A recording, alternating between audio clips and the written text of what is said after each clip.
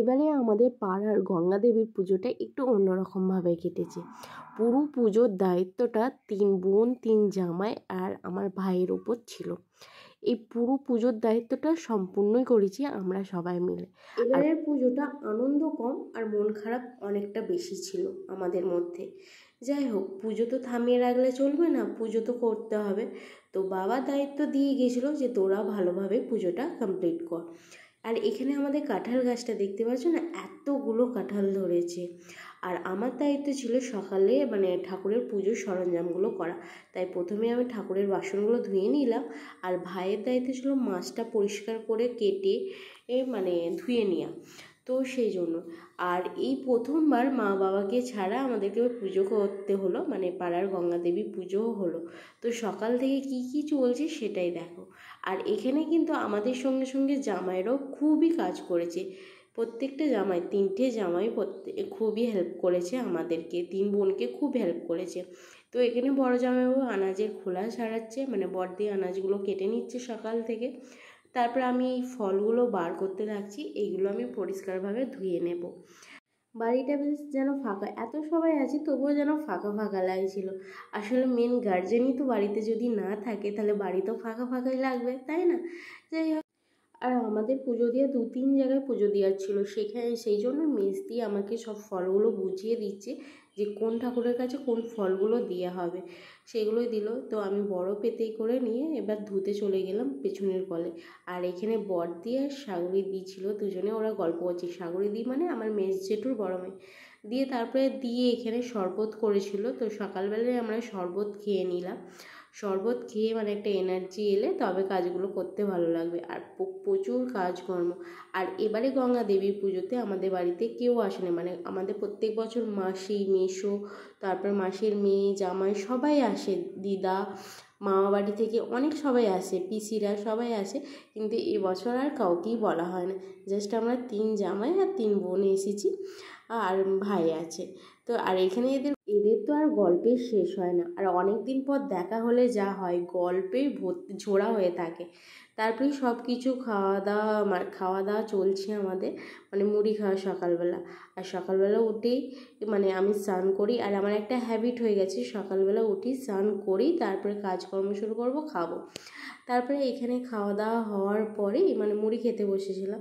হয়ে যাওয়ার পরেই জিয়াকে রেডি করে দিচ্ছি, জিয়াকে স্নান করিয়ে দেওয়া, ওকে ড্রেস পরিয়ে দেওয়া, ওকে পুরো রেডি করে আমি ওকে ঠাকুরতলায় পাঠাবো। কারণ এই কাজের মধ্যে ওকে আর সময় দেওয়া হচ্ছে না, তাই আমি ভাবলাম একটা সময় বার করে ওকে খুব তাড়াতাড়ি রেডি করে দিই, তাতে আর কোনো ঝামেলা রইল না। আর এই হচ্ছে গঙ্গা দেবী পুজোর জোগাড়।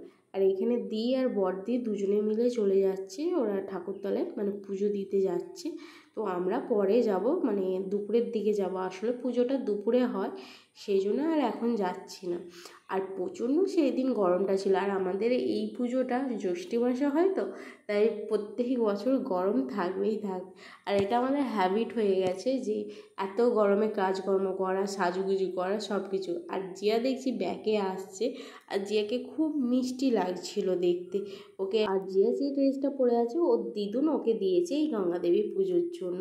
তারপরে দিদিরা এসেছিল, ওরা ভিডিওটা করছিল। আর এখানে হচ্ছে মা গঙ্গা দেবী, আমাদের খুব সুন্দর এবারে মুখটা হয়েছে মায়ের গঙ্গা দেবী এর মুখটা, আর খুব মিষ্টি পাড়া। আর এখানে সবাই ফল কাটছে। আর আমরা যখন বিয়ের আগে ছিল, তো তখন আমরা ফল কাটতে যেতাম, কিন্তু এখন আর যাওয়া হয় না। এবার পাড়ার যে মেয়েরা আছে তারা এবার ফল কাটছে, জেনারেশন বাই জেনারেশন হয়ে আসছে এরকম করে।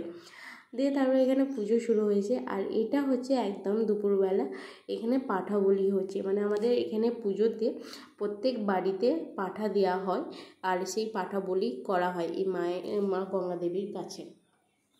তো আমরা দুপুরবেলা একদম রেডি হয়ে এসেছি, তখন কটা বাজবে, 3টে 3:30 বাজবে, তখনও এই পাঠা বলি চলছে। আর দেখালাম না পুরোটা। দিয়ে তারপরে এখানে জিয়া বললো আইসক্রিম খাবো, তো ও একবারে উঠে পড়েছে। দিয়ে ও কোন আইসক্রিমটা খাবে ও চুজ করছে। ওর তো সব কিছু পছন্দ মতন হওয়া যায়, ও নিজে চুজ করবে যে ও কোনটা খাবে। তারপরে এখানে মেজ দিয়েও এখানে খুব সুন্দরভাবে রেডি হয়ে আমরা সুন্দরভাবে রেডি হয়ে এসেছি। আর এই পুজোটা প্রত্যেকজন খুব সুন্দরভাবে সেজে গুজে আসে, পাড়ার বউ, পাড়ার মেয়ে, সবাই আসে এখানে। আর এইখানে ভাই পাঠা ধরেছিল, তো ও জেঠু সবাই মিলে একটু বরফ খাচ্ছে, জামাইবাবু সবাই ছিল এখানে। মানে এখানে আমরা বাড়ির সবাই ছিলাম, বাড়ি একদম ফাঁকা ছিল। আর মন্দিরটা ডিস্টেন্স আর আমাদের বাড়ি খুব মানে দূর না, একদম কাছেই পাড়ার মধ্যে। আর এই মন্দিরটা একটু পাড়ার মাঝখানে যাকে বলে। আর এখানে হচ্ছে সৌরভকে বাতাসার জায়গাটা দিয়ে দিয়েছে, ও ধরে দাঁড়িয়ে আছে।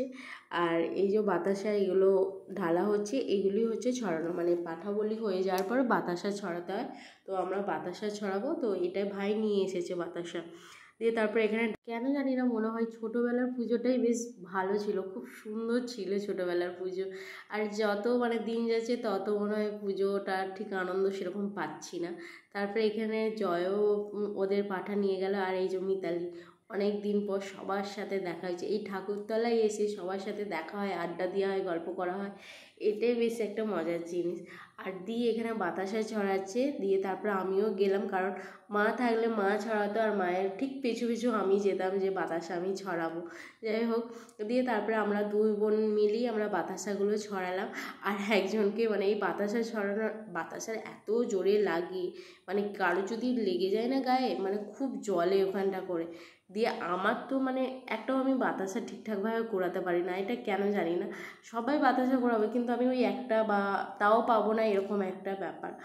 মানে বাতাসা আমি ঠিক ঘোরাতে পারি না। তারপরে অনেক চকলেট ছড়ানো হয়েছে বাতাসা, আর চকলেটগুলো ছড়াতে বেশ ভালো লাগছিলো। তারপরে এখানে পাড়ার মেয়েরা সব ডান্স করছিলাম, মানে পাড়ার মেয়ে বলতে সবার বিয়ে হয়ে গেছে আর কিছুজন মেয়ের বিয়ে হয়নি, তো শেষে একদম ডান্স করছে। আর ছেলেরাও সব ডান্সের মুডে আছে, যে এখানে জল ছুঁড়ে সব ডান্স করা হচ্ছে।